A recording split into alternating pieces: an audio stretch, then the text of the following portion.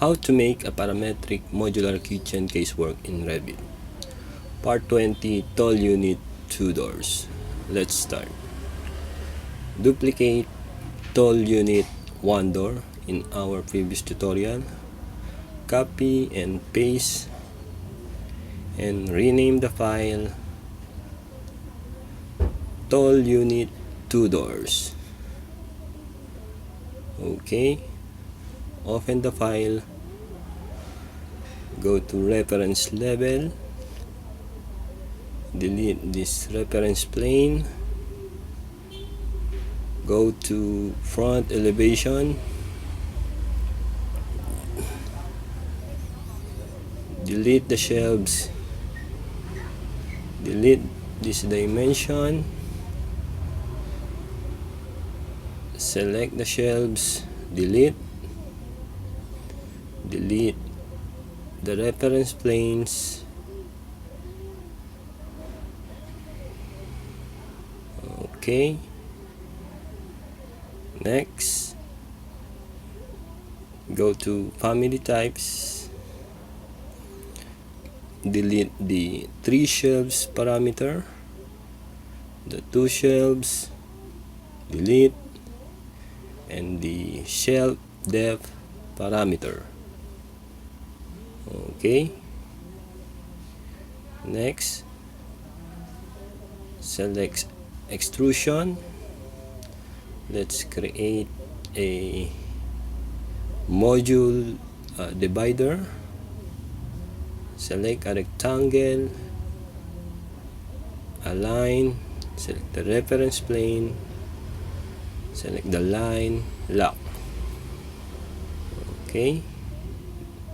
Dimension, select the reference plane, select the line, then select the line, change the dimension to 20 mm, select the dimension and lock.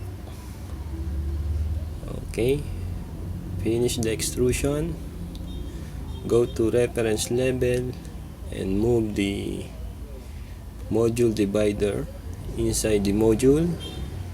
Select align, select this reference plane, select the edge, lock, select reference plane, select the edge and lock. Okay, go to front elevation. Okay, let's check graphic display to realistic, select the door, edit family, go to reference level. Okay, delete this reference plane, align, select this reference plane, select the edge of the door and lock. Okay, load into the project, load it into tall unit 2 doors. Okay, no, then override the existing version. Okay, next, create a reference plane, draw a reference plane, dimension. Okay, select this reference plane, change the dimension to 6 mm gap, select the dimension and lock. Okay, let's move this door, align,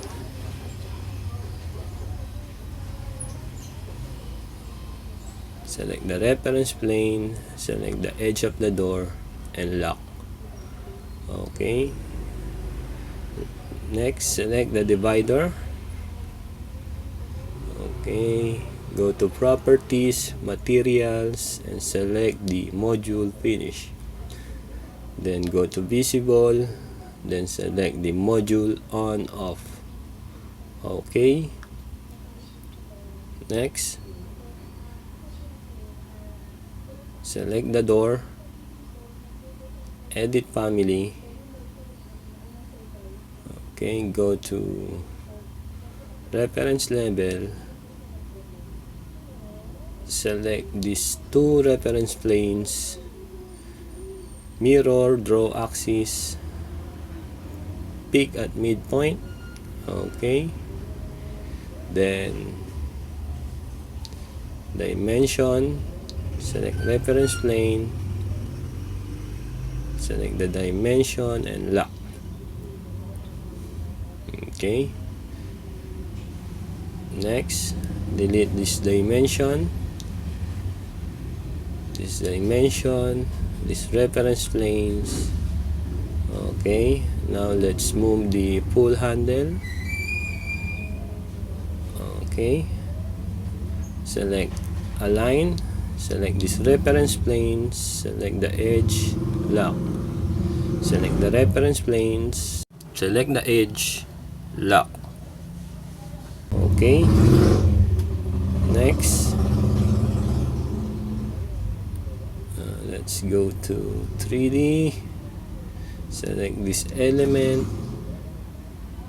hide element, zoom to fit, save as.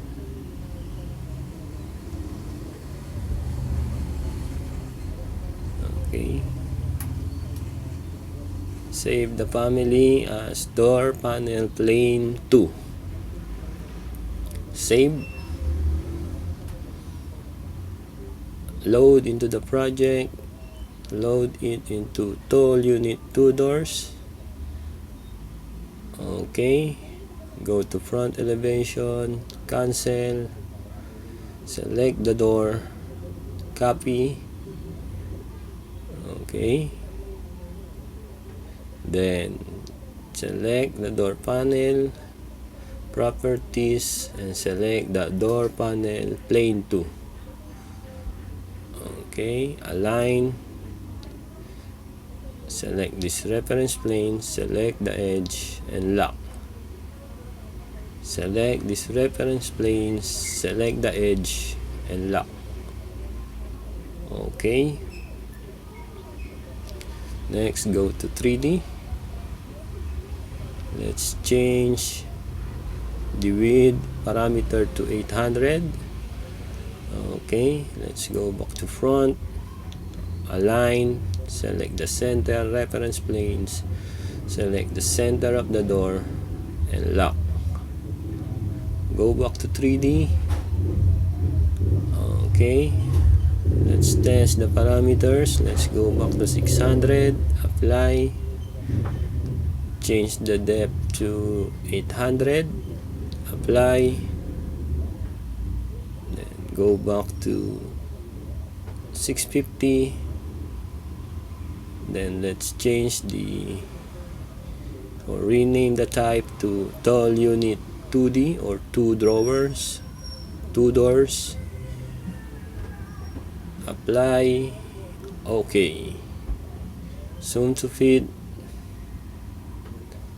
then save the family.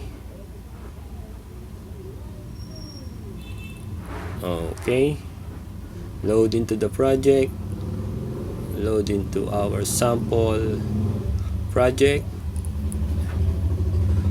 Okay, insert, pick, select the unit, spacebar to rotate,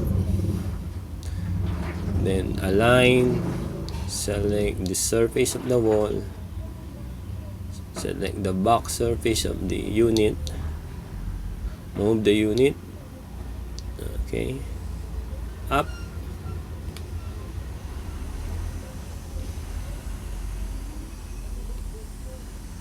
okay. Next, let's insert a base unit 1 door.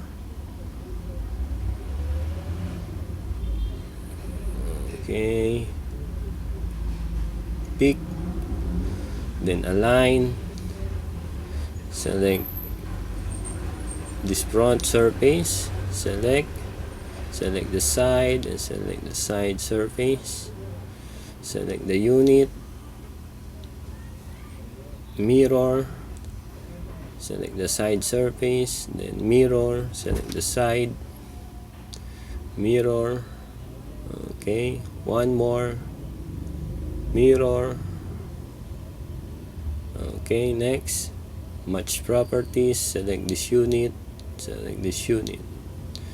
okay, select this unit, create similar,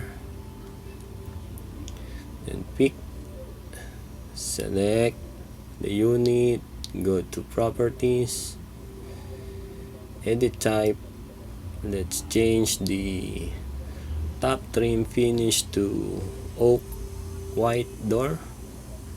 Go to search, type oak, okay, select the oak white door, apply, then let's change the top trim height to 0.4 meters. Okay, then let's duplicate, type 2, let's turn up the base, the module, and the door. Okay,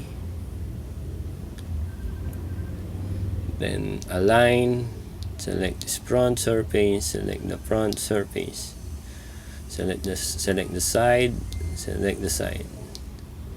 then select the unit, mirror, select the side surface, mirror, okay, mirror, okay. Next, let's add the tall unit end panel, and select, edit type, let's change the top trim height to 0.4 meters. Okay, then align, select the front surface, select the side, okay, select the unit, create similar, okay, align, select the side, okay. Next, line work, select invisible lines, double click the lines to hide the lines, okay, double click, okay, double click, okay, done. Thank you.